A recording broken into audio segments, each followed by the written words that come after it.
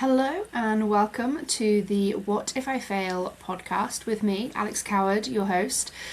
This podcast is not about hustle. This podcast is about feeling the fear and doing it anyway.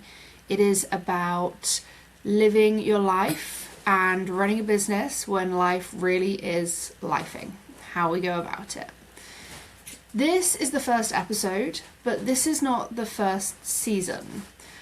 I had already recorded season 1. I recorded it so simply. Season 1 was all about starting. I have my phone, I would record it onto my voice notes and upload it straight to Substack. It was just about learning to speak, learning to verbalize my thoughts and share them with the world. Season 2 is bigger.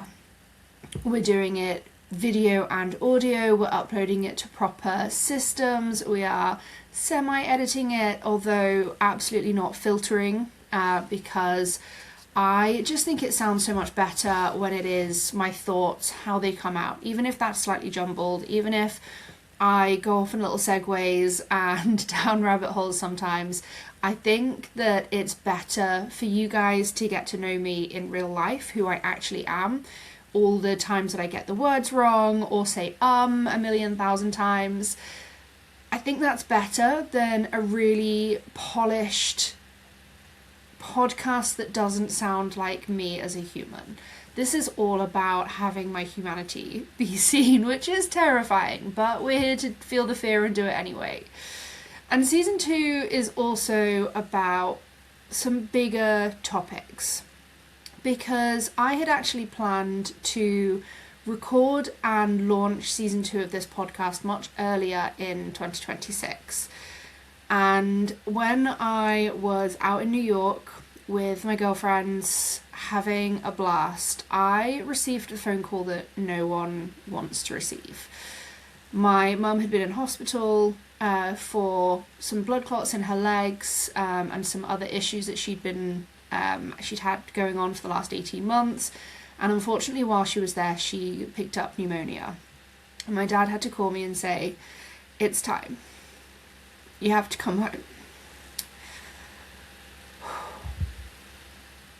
I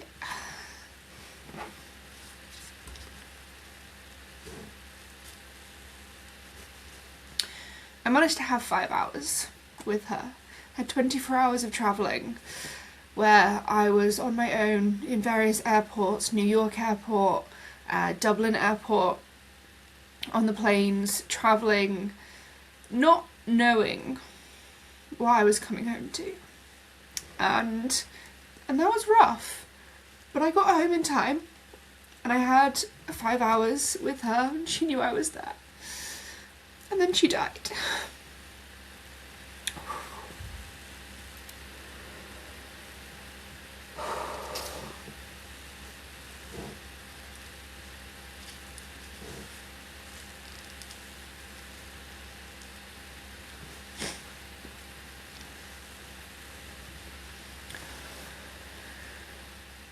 And when I was talking to my coach about this podcast, about whether I was going to still stick to my guns and release the podcast in Q1, we talked about the topics. The plan had always been to talk about resilience and life, and how we deal with lifing, and how we deal with these human experiences that happen to us outside of the business that we run, and how we run our businesses around them, how we work through them and despite them in a lot of times.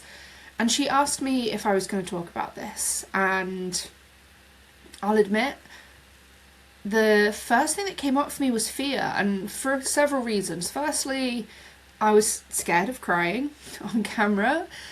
I didn't want to be that person who commoditizes their grief.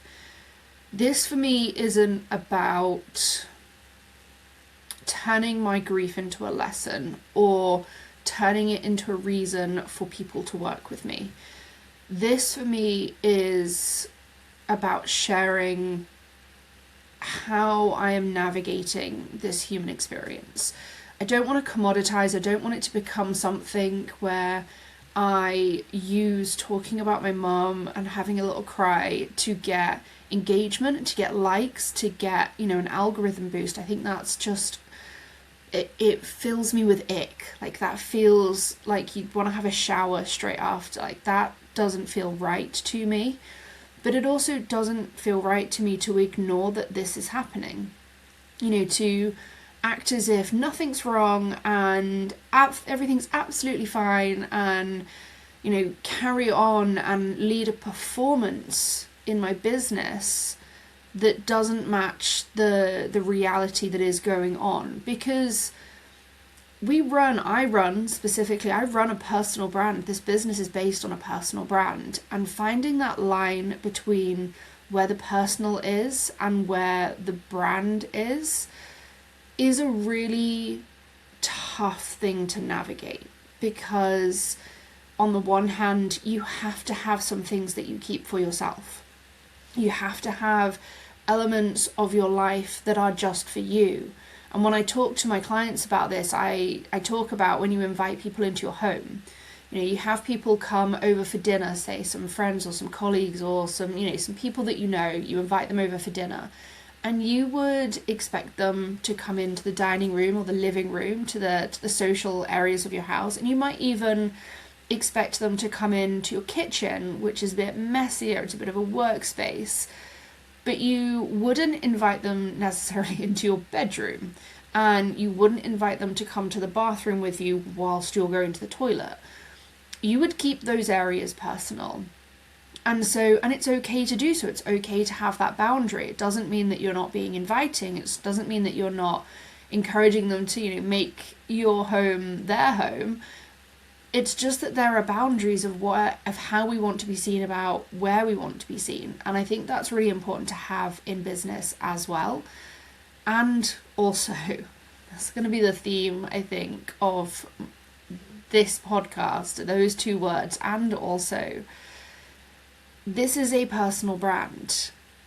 It would be disingenuous of me to perform the business side, to perform the going to events and not talking about how scary it is for me to be outside of my comfort zone right now. When I'm away from my husband has been my absolute rock. When I'm away from him, I actually really struggle at the moment. I don't sleep very well at the moment without medication. So to pretend that everything is life as normal and business goes on and everything else goes on feels really disingenuous, and it doesn't feel authentic in a way that is helpful at all. And I feel that it would really switch my audience off, right? It would do more harm to my business than good. And at the same time, I can't just switch off. The difficulty of being an entrepreneur and running a business is that there's no one else making money here. Like, it's just me. So I can't, there is no compassionate leave. There is no sick leave. There is no time where I can take a full step back away from the public gaze and still expect to get paid. I have to run my business. I have to show up in my business, but I also have to experience my life. And I have incredible clients, and not a single one of my clients has said to me anything than what you would expect. Take your time. If you need to cancel meetings, that's absolutely okay. We'll make it work. It's, we're here for you. We understand. A lot of them have either given me time to talk about my mum or to not talk about my mum. The first session I had back, I didn't want to talk about it. And my clients picked up on that. And the two of them, it was a duo that I coach, they're partners. And I'll never forget how they let me exist outside of the grief for an hour. And it was so appreciated, because finding those times, finding those moments, that brief reprise from the pain is so incredibly important, like so important. And so what it comes to is that I can't pretend that this isn't happening, and I can't avoid it happening. It has to happen. I have to work. I have to exist. My personal brand must go on unless I want to shut the business down. And also, I can't build it and carry it on without acknowledging the truth.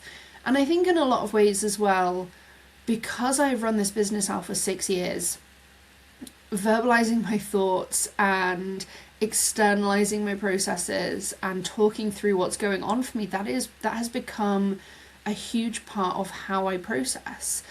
And so actually this is incredibly healing for me to be able to talk about it, to be able to move through it.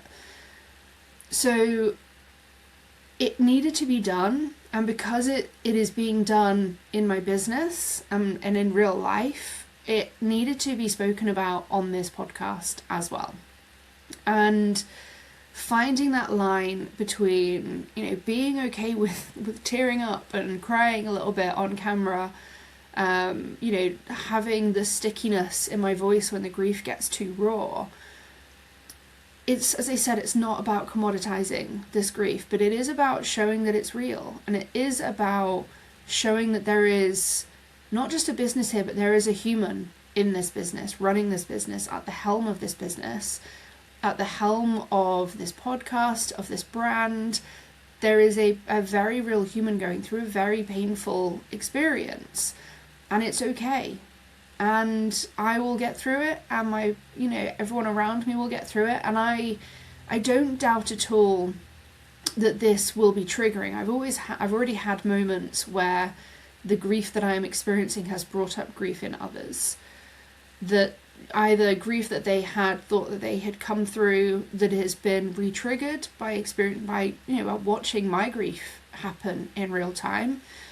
It certainly brought up a lot of anticipatory grief for a lot of people, which I get. And in some ways, I think anticipatory grief is worse because it's full of what ifs. There is no finality to it. You cannot know. It's a question, not an answer. The grief of loss is an answer. This is what life looks like. Anticipatory grief is a question. What will life look like? And I think that's harder because you cannot know. You cannot know how you will feel.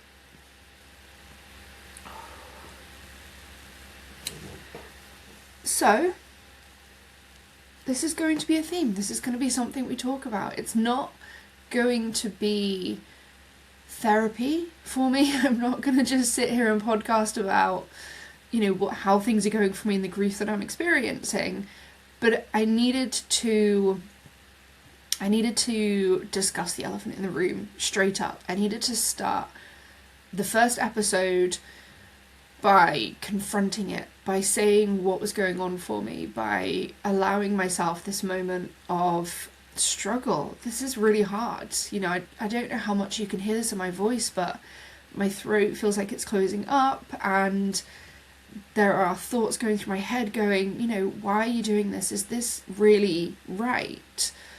But the decision to do this, the decision to talk about this, the decision to be really open about it has not come lightly. It's not something I, facetiously was like, yeah, sure, I'll talk about that. Why not?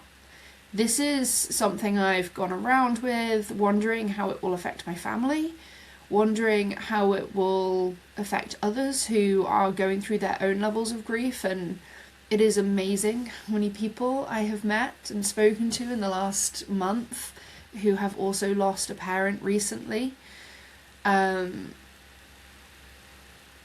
Deciding to do this, knowing that my hurt might hurt someone else, was not a small decision. And also, it was something that I feel is missing in the world. We don't, unless you are a grief expert, in which case you are talking very theoretically about grief, about what could be done around it. I feel like grief isn't something we speak about. We keep it private, we keep it personal, we keep it hidden. We don't want to burden others with it. And so we keep it very tightly held to our chest.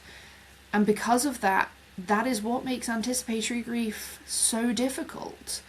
Because there are no answers to these questions that we are asking ourselves.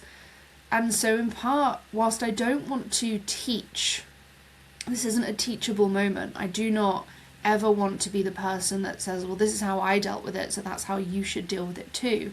I've experienced that. I've been on the receiving end of that, of, well, this worst thing happened for me and this is what I did, so why are you not doing the same thing? What excuse have you got? That is not what I'm trying to do here. I don't believe that anyone can teach from a place that they have not healed yet, and I am 1 month out. There is no healing. This is processing in its rawest form.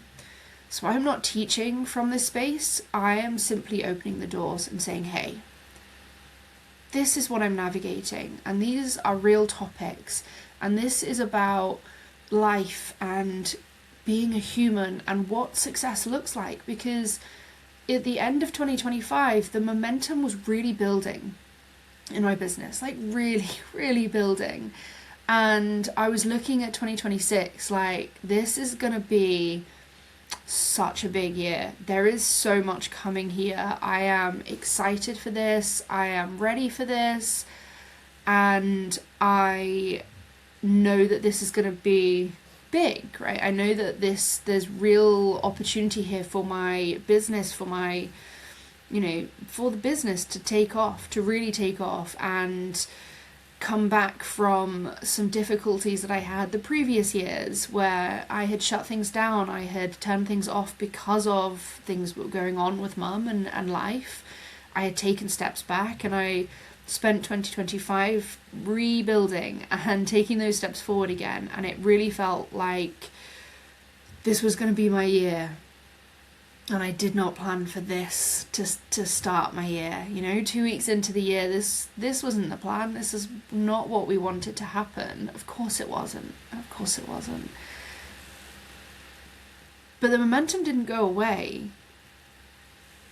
The momentum was still there. The snowball is still rolling. This is something I could stop it. I absolutely could, but do I want to? Do I want to stop the momentum, or do I want to allow the momentum to happen anyway and not capitalize? Of course not capitalize. We're not commoditizing, we're not capitalizing on anything, but the momentum I had built is still available to me, and if I want to, I can take it.